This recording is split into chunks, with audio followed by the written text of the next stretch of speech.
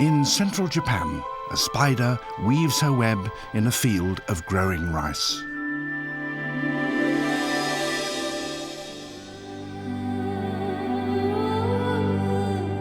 Rice has been a part of Japan for so long that it has shaped the land. Indeed, it has become so much a part of the Japanese landscape that it has created a unique environment essential to both the people who created it and the wild animals that now share it.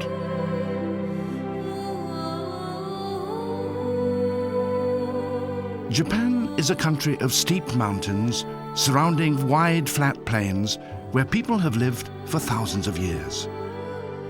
The country's largest freshwater lake, Lake Biwa, lies not far from the ancient city of Kyoto.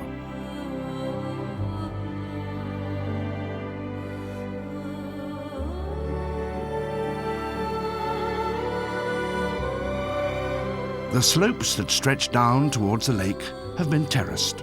Rice seedlings need shallow water in which to grow, and the neat, meticulously constructed paddy fields provide just this. Some of them have been cultivated continuously for thousands of years. Alongside them stand patches of woodland, where for centuries the people have found their fuel and their food. This is a land that has been touched by people, yet the people tread lightly upon it. It's a land that has been ruled for centuries by the demands of the rice, yet it's still dominated by the rhythmic cycle of the seasons as they change throughout the year. This is a landscape that the Japanese people hold so close to their hearts that they have a special word for it. They call these places where the forested mountains meet the terraces of rice, Satoyama.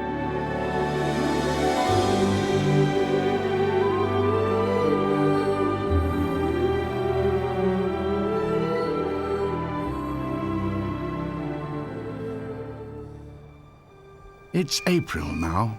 The days are lengthening and it's getting warmer. Spring is on its way.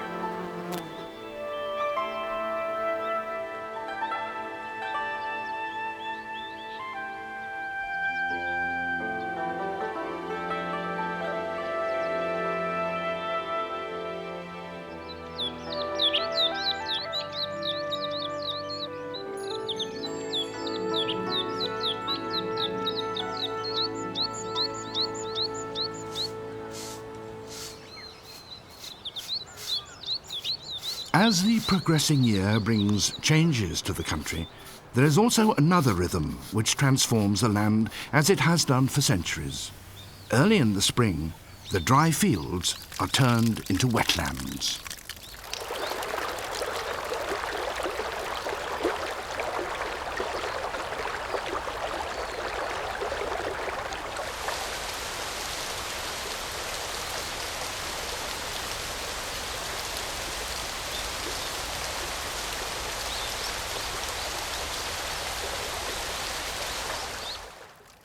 The cold mountain water spreads over the dry fields. As they slowly fill, the water once again links them both to the mountains above and to Lake Biwa below. Gradually, it seeps into the earth, reawakening the soil after the frozen months of winter, and rousing the small creatures that have lain dormant there since the autumn.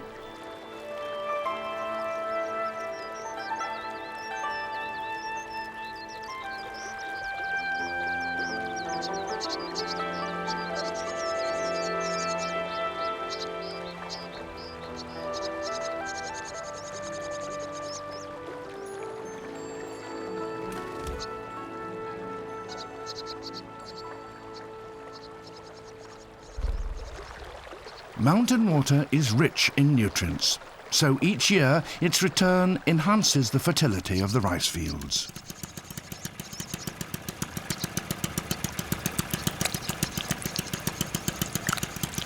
Early spring is a time of intense work for the farmers as they prepare their fields for the rice.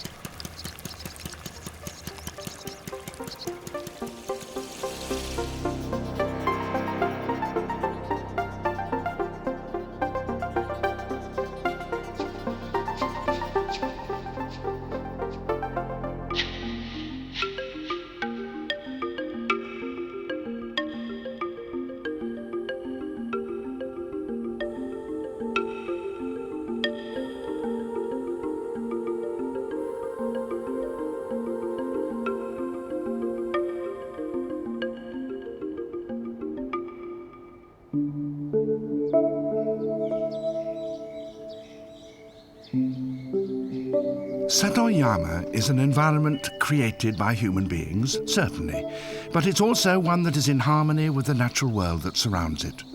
Animals on all sides are awaiting the return of the water.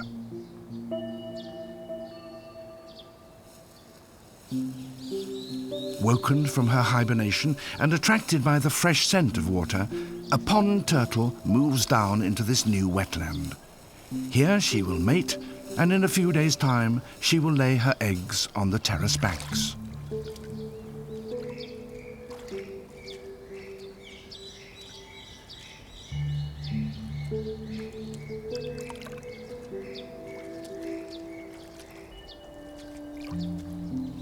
Tree frogs return to the flooded paddies to feed and to spawn.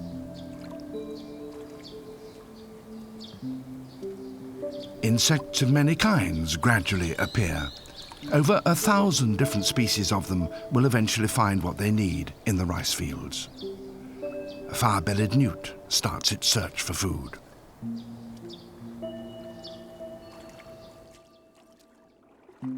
Some creatures have come to the flooded fields from a considerable distance away. Others have been here all through the year. This water scorpion spent the winter months buried in the dry earth. It too has been aroused by the cold mountain water.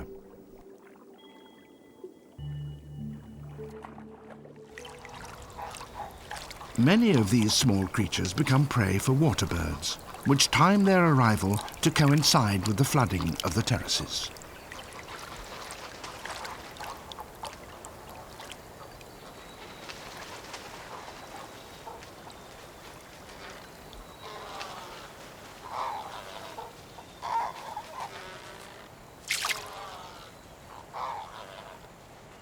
The rhythm of change, from wet to dry and back again, was imposed on this landscape by farmers so long ago that it has now become an integral part of the workings of the natural world.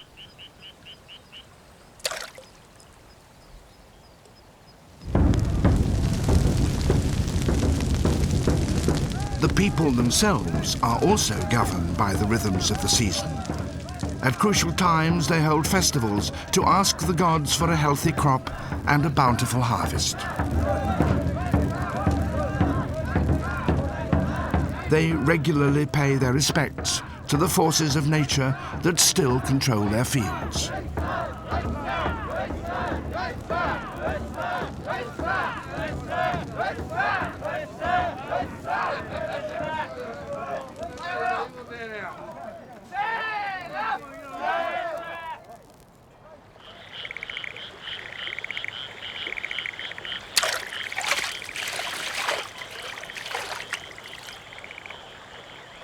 Irrigation canals lined with cement link these terraced fields to Lake Biwa. And on a spring night in May, catfish from the lake fight their way up them, struggling against the flow of the water. The flooding of the terrace fields, combined with seasonal rain, has created many waterways that lead down to the lake. For the catfish, the timing is crucial.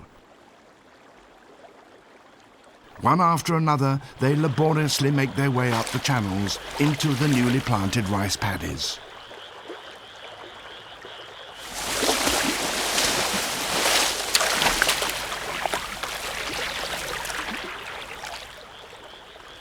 They have spent the winter in the deep waters of the lake, but now they need shallow water and mud in which to lay their eggs. Satoyama provides them with exactly what they want.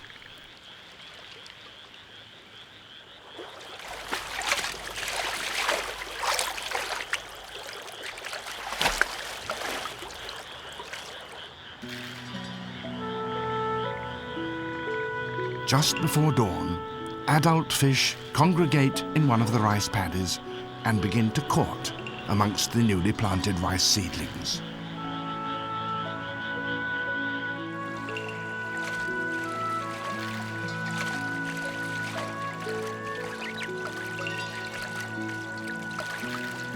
The female is large and heavy with eggs. A male who is smaller follows her, trying to attract her attention.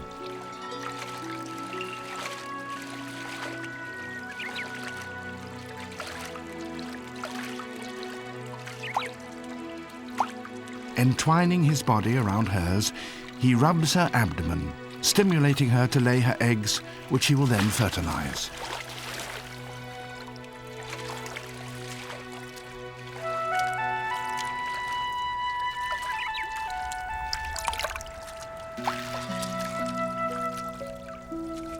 Their coupling is sometimes so vigorous that they often damage the newly planted rice seedlings, but the farmers nonetheless gladly share their fields with such wild creatures as these.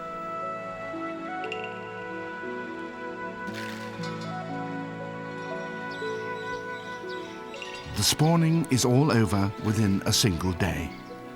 The adult fish then return down the waterways to the lake, leaving behind them countless tiny eggs in the flooded fields.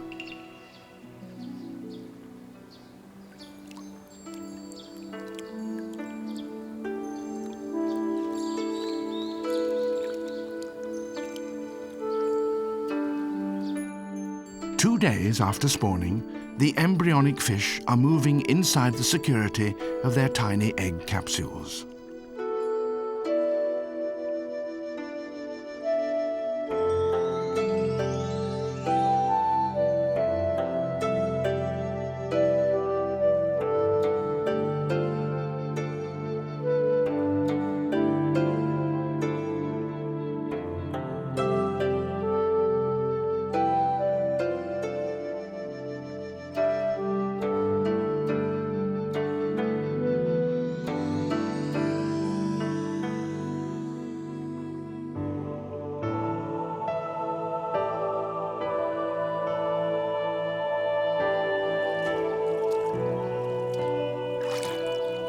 Day by day, as the Earth tilts fractionally more towards the sun, daylight lasts longer and the shallow water becomes warmer. The emergence of the catfish has coincided miraculously with a sudden abundance of food.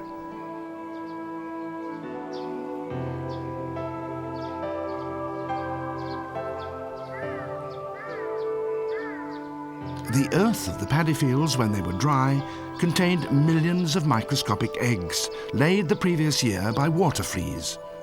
Now that the paddies are flooded once again, these eggs also hatch, so the waters have become rich with food.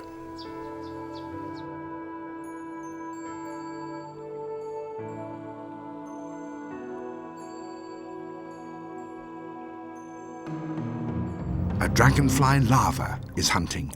The water fleas are an easy prey.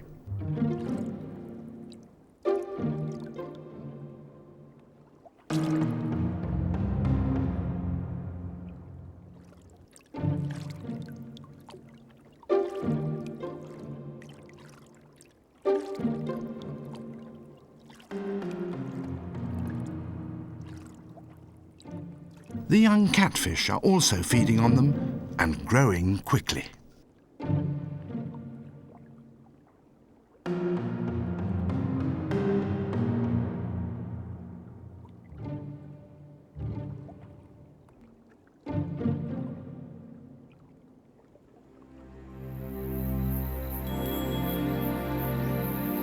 As the seedlings sprout, the land is transformed yet again and turns green.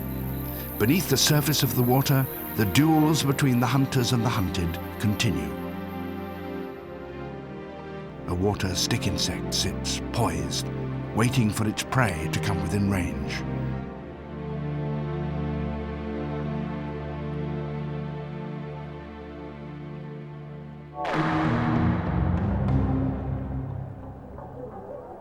And a dragonfly larva, once a hunter, now itself becomes a victim.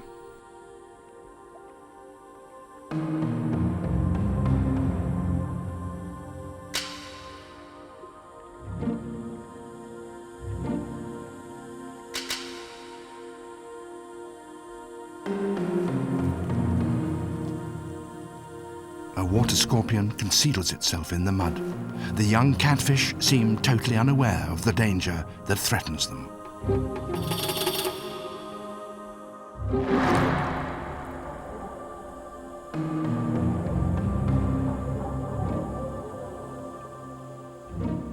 A bloodworm, the larva of a midge, is food for a fire-bellied newt.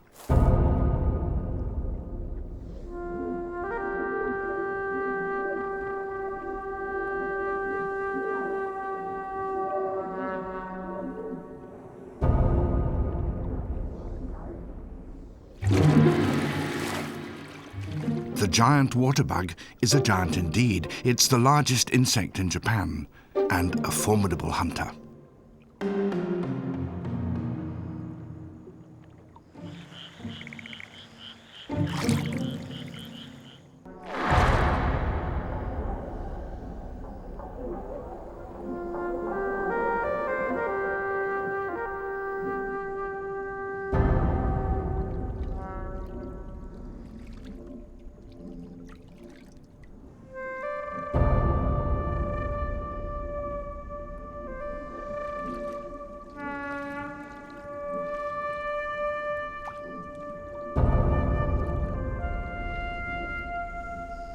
With grim persistence, the giant water bug sucked out the nutritious fluids from the frog's body.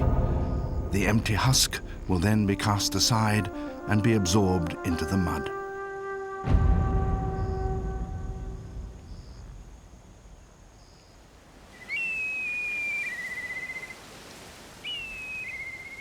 A black kite hunts above one of the small patches of woodland that grow alongside the terraced fields.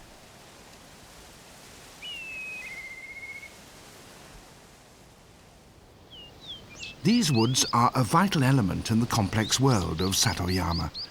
They act as water reservoirs, absorbing the falling rain and then gradually releasing it so that it can seep down through the soil to the plains, there to evaporate and so to return to the atmosphere. The woods have been used for centuries by the local people who come here to forage for food, to gather firewood and to make charcoal. Many of the oaks have strange, multiple trunks. This is because they've been used by the people to grow a delicacy that is much relished by Japanese gourmets.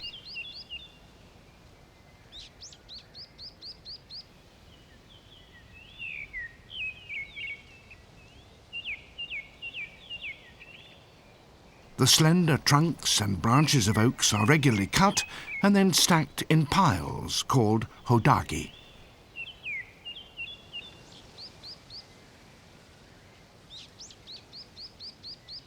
They are then left for about a month to dry out.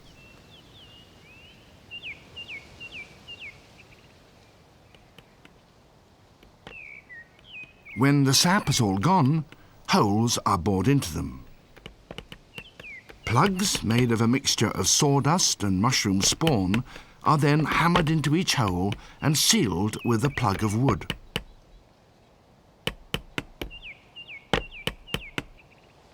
Shiitake mushrooms eventually sprout from the plugs of wood, and Japanese cooks will pay high prices for them. The oak tree, in spite of its harsh treatment, does not die. Its stump sprouts once more.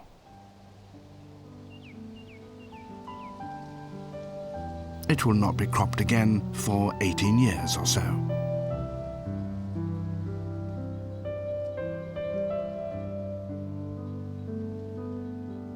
As the young branches grow, they attract new visitors. Longicorn beetles come to drink their sap.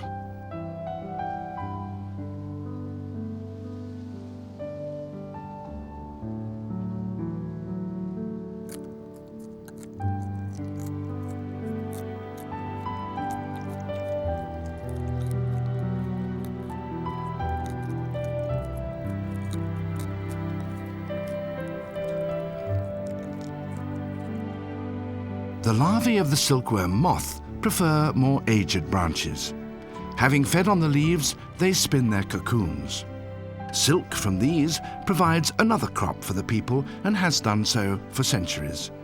They use its thin, delicate filaments, spun together into a thread, to weave the most sumptuous of fabrics. For the caterpillar, the silk will serve as a shroud, beneath which it will transform itself into a winged adult.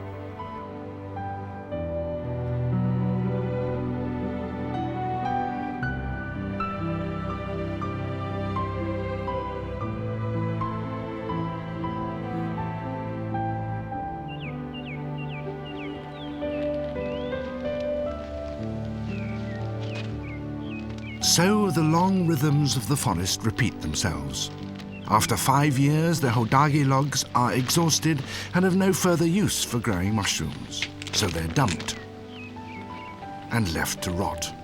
The humus produced by their decay seeps back into the ground, where it is reclaimed by the roots of living trees and provides food for other creatures. The larva of the scarab beetle is one of them. Having spent half a year as a grub, feeding voraciously, it has now turned into a pupa. Its newly formed shell is still soft.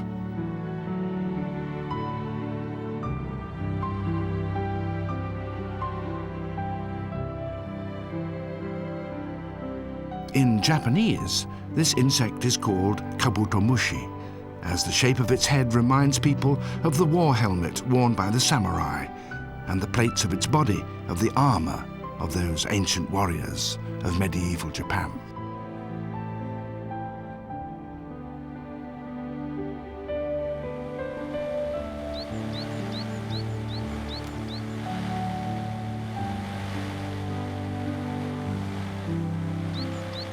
As spring changes to summer, so the flooded fields become grasslands.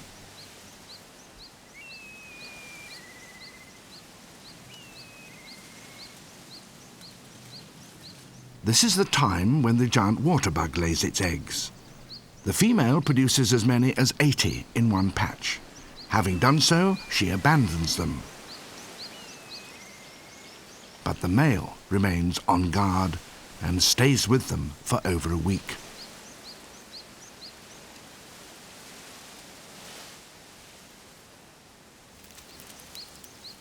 Every now and then he leaves them briefly to collect the water necessary to keep them moist.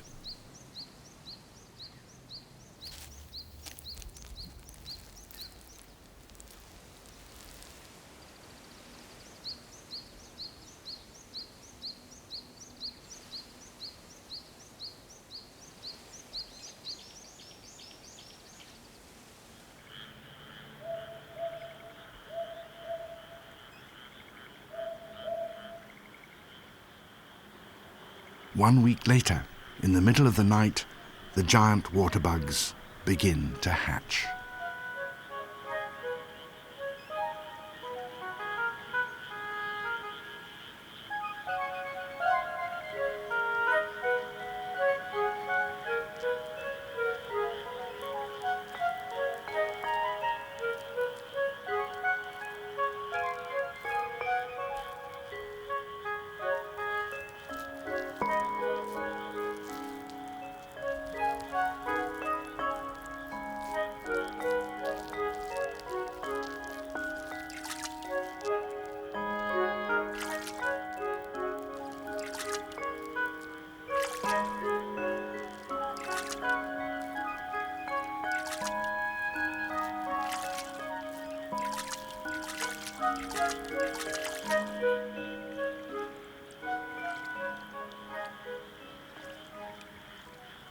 It's summer, and water from the forest continues to flow down into the rice fields. It travels along their network of channels and then goes on down to Lake Biwa.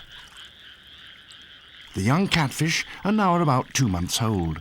It's time for them to prepare to leave these warm shallows and to make their way down to the deeper, colder waters of the lake, where they will spend most of their adult lives.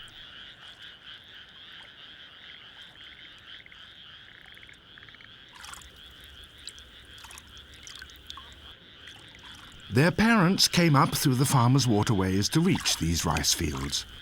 Now their offspring use the same channels to take them down to the lake. Without the work of the farmers and the methods they've developed to grow their rice, the catfish of Lake Biwa would not have these extensive nurseries.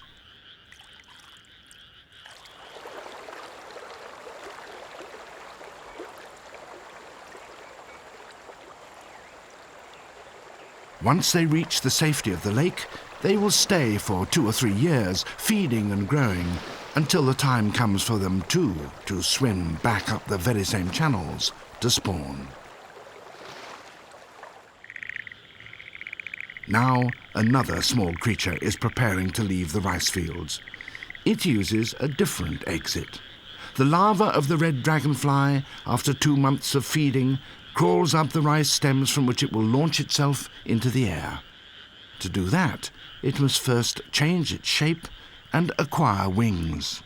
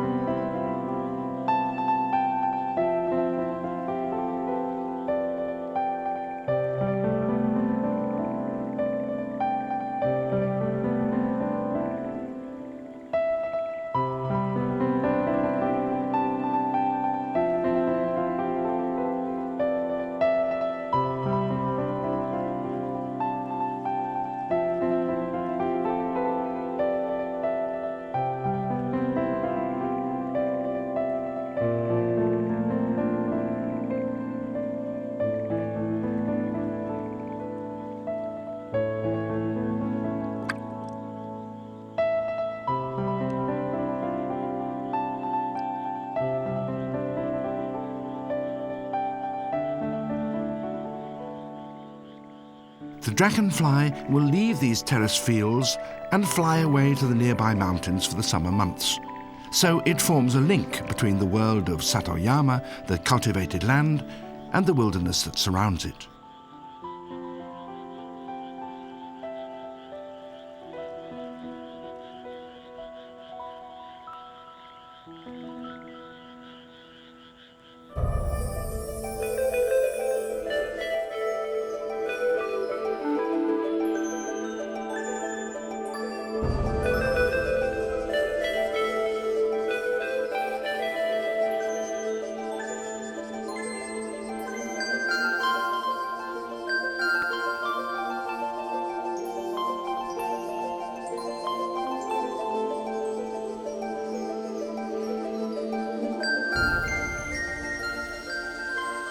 the end of June. It's midsummer. The days are long and warm. The people living in the small villages alongside the rice fields make their own special contributions to the living landscape of Satoyama. The flowers in the gardens are an important source of nectar for many species, including swallowtail butterflies.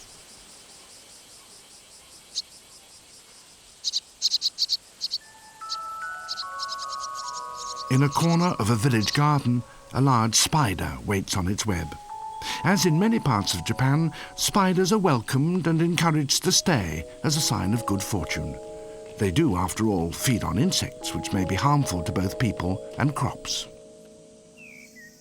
In a hackberry tree, another small life is about to take its place in the Satoyama community.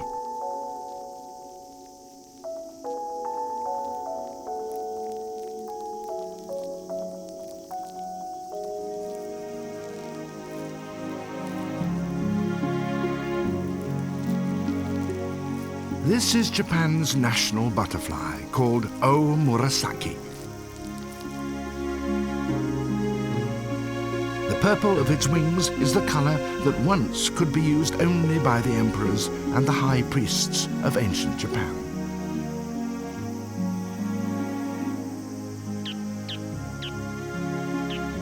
In its caterpillar stage, it lives only on these hackberry trees. As an adult, it will fly away to feed on the sap of trees in the woodlands.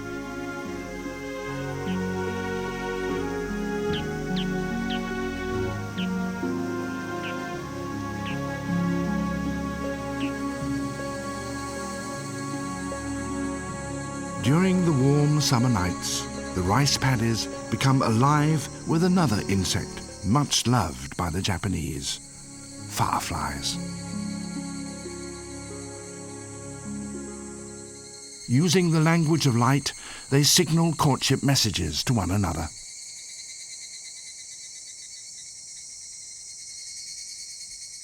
Their adult lives are brief, a mere 7 days or so. Japanese families, by tradition, come to watch the fireflies every year at this season, to marvel at the tiny lights winking over the rice fields, and to ponder on the fragility of the lives of those that produce them.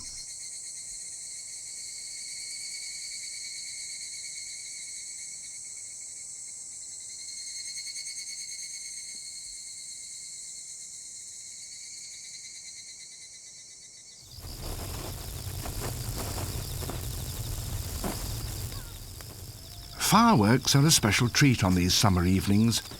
In a corner of the garden, behind the children and their fireworks, another life is undergoing dramatic change. For 7 years, this cicada has remained underground. Now it's emerging to spend the last few days of its life as a winged creature in urgent search of a mate. There are many species of cicada in Japan. Each has its own characteristic song, and each is a reminder to the people of another stage in the passing seasons.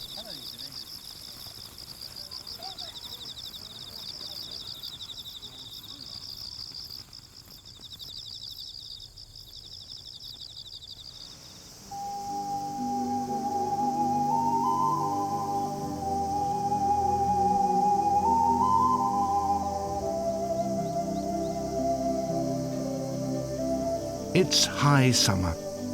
The rice has been growing steadily. But there's still a great deal of work to be done.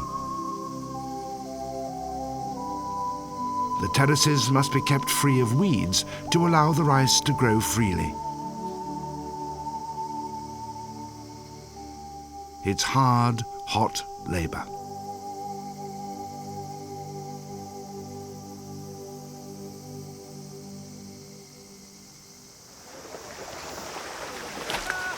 The farmers wade out into the shallow ponds that adjoin their rice fields. These man-made reservoirs hold water throughout the year, and the people stock them with carp. Now that harvest can also be gathered. They have their own special devices with which to collect it.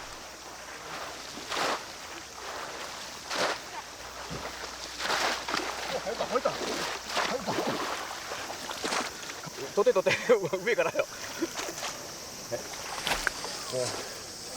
無理ですよ。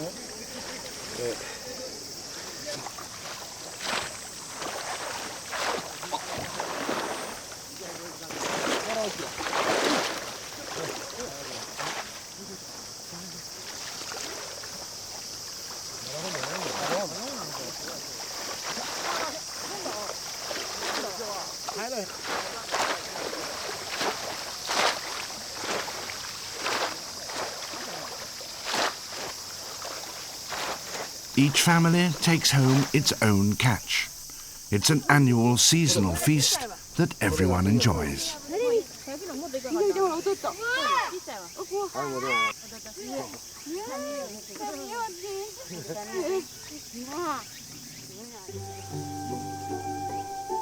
Summer is a holiday time for the children, and while their parents work in the fields, they make the most of the long evenings.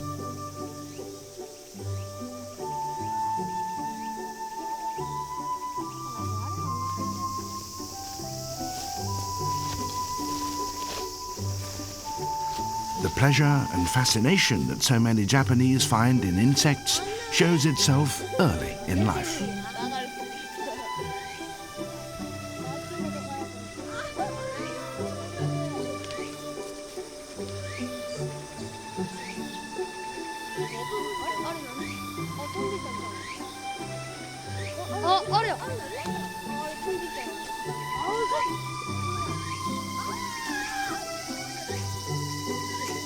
Stag beetles are particular favourites. The larger the better. The male beetles, when confronted with one another, will do what comes naturally. They will fight for control of a territory.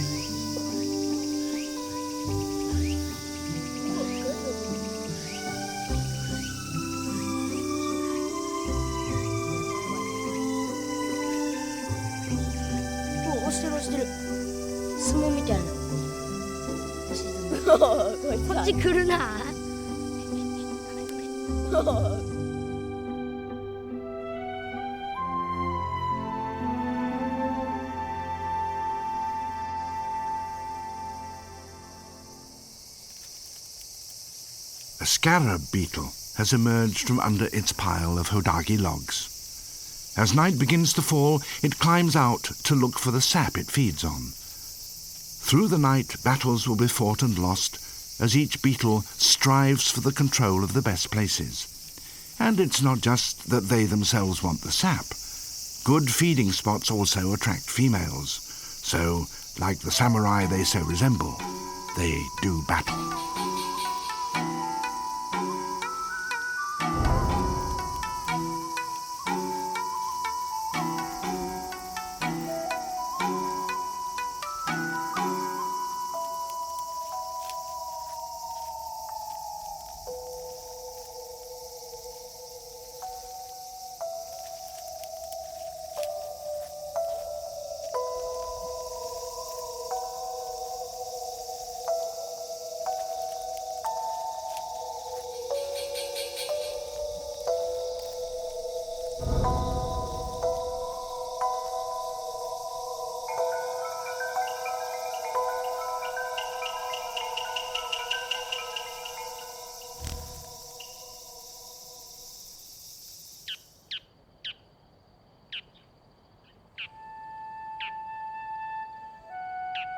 It's September.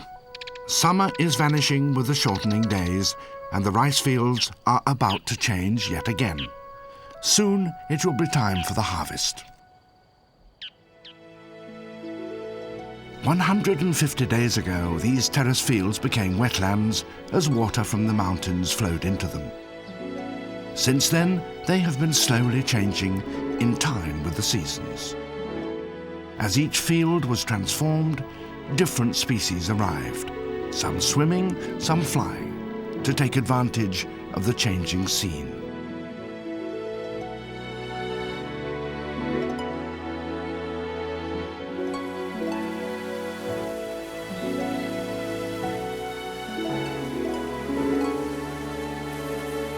For the farmers and for the rice, this year has been a good one.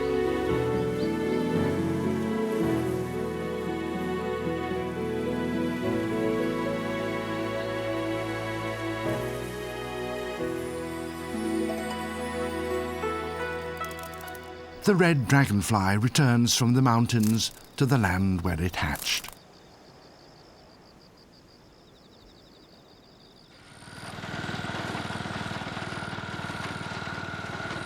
It's time for the people to collect the rewards of so many months of labour.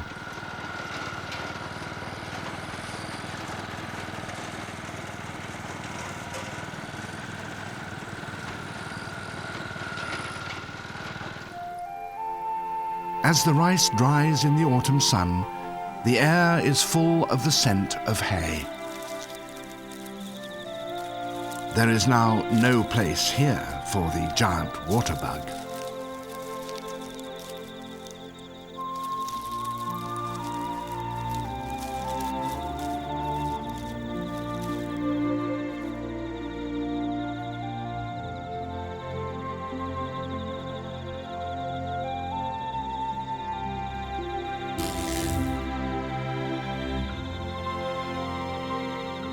Other insects are also abandoning the drying fields. They take to the wing and fly away in search of the water that they still need.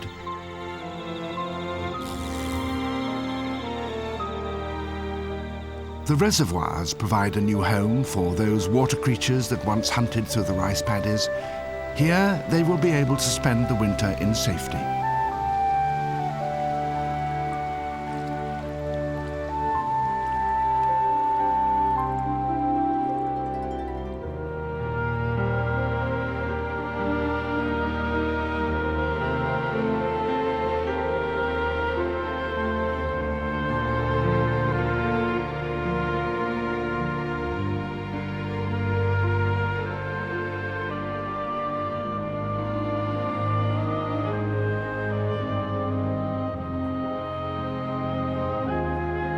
As the land changes colour and the autumn leaves fall to the ground, the pace of life slows.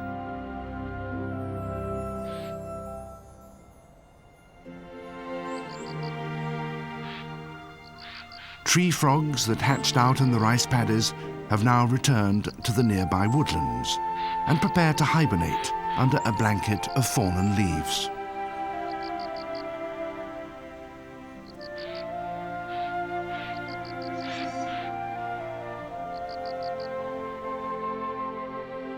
Before the very last puddles disappear from the harvested fields, there is one final act of creation. In a ritual courtship flight, the red dragonflies mate. The male clasps the female, and she repeatedly dips the tip of her abdomen into the puddles, depositing her eggs.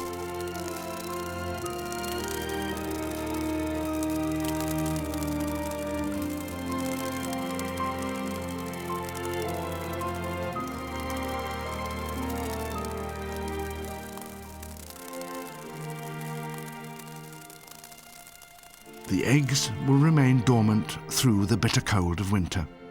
When spring returns and the mountain water flows once again into these fields, they will hatch out, and a new generation of savage larvae will prowl through the waters of the paddies. For centuries, persimmon trees have been planted along the rice terraces. They are an autumn fruit much loved by the Japanese. They're gathered singly and with great care.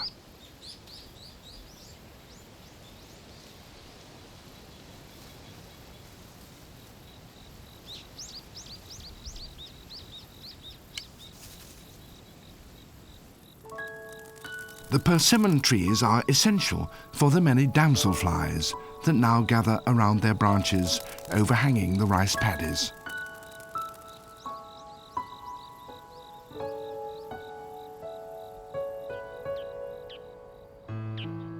Like the dragonfly, the damsel too has changed its behaviour to take advantage of the landscape created by humanity.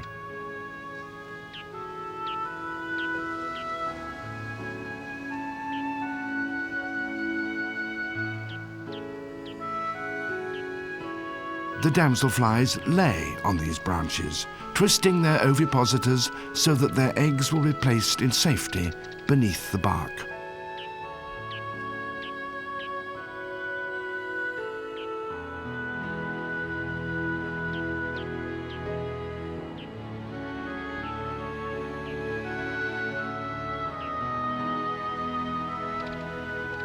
And then they die. When spring comes and the rice paddies fill once again, the damselfly larvae will drop directly into the waters.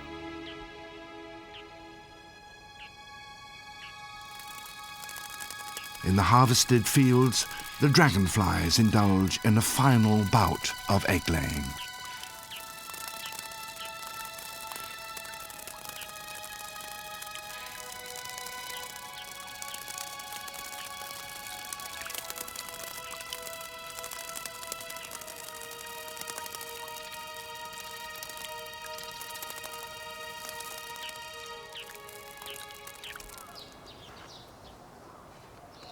The skinned persimmon fruits are neatly hung by the farmers' houses.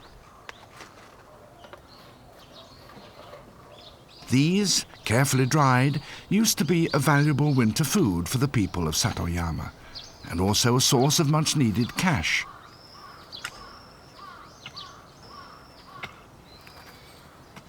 Today, when food of one kind or another is easily available all the year round, fewer farmers bother with the persimmon crop.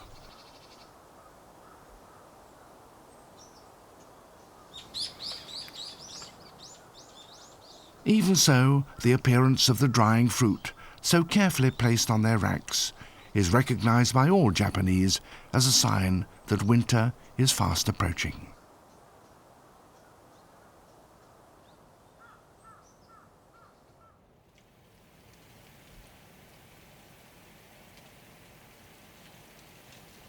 As the land freezes, little life is visible in and around the rice fields, which are now covered by a blanket of snow.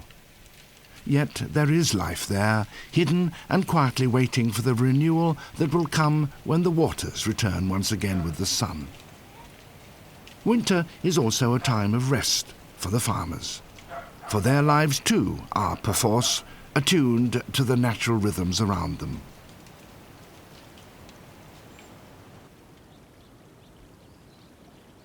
At the edge of this rice field, a small natural spring bubbles out from the ground. It will remain unfrozen throughout the winter, and at its edge, the local people place floral offerings to the gods for this gift.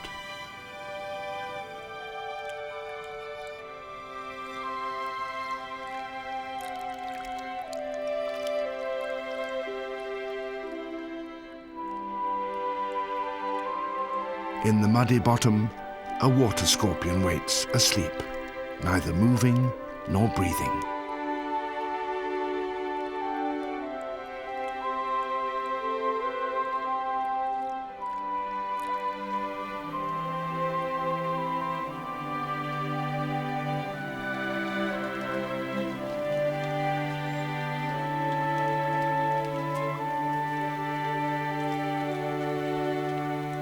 Winter settles in. On the edge of a frozen rice paddy, a farmer's hut stands deserted.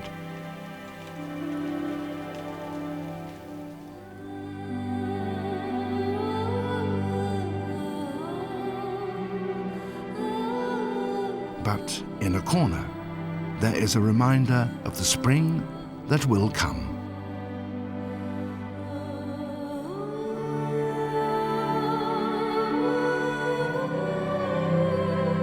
Chrysalis of a cabbage butterfly.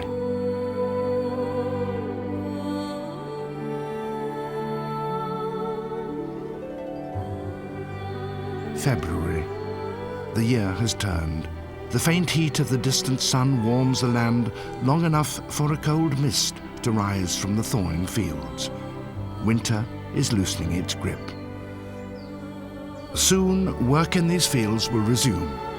Once again, the mountain water will flow, the rice will be planted, and visitors from the woods above and the lake below will come back. Once again, Satoyama will be filled with life.